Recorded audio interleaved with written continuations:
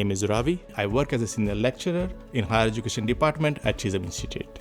Our course is widely based on industrial application, and we make sure that we always have different guest speakers. They'll talk about the topics and they'll teach the students, as well as they'll just give their experience, how it's going to implement in industry.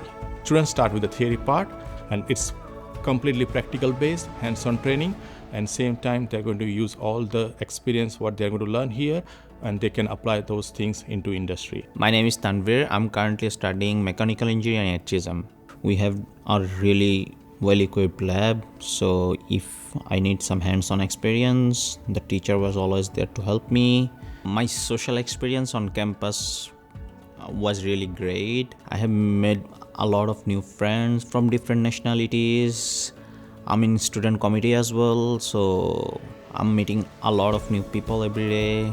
As an educator, we really try to help our student to get involved in student life at Chisholm Institute. Recently, we have organized an event from our student committee where we invited some engineers from different companies to come and give us some advice, which helps us to understand how the industry works in real life. Once I finish my course, I would like to start my own business so that I can make some difference in society. My advice for international students would be always be positive, study hard, and most of all enjoy the experience.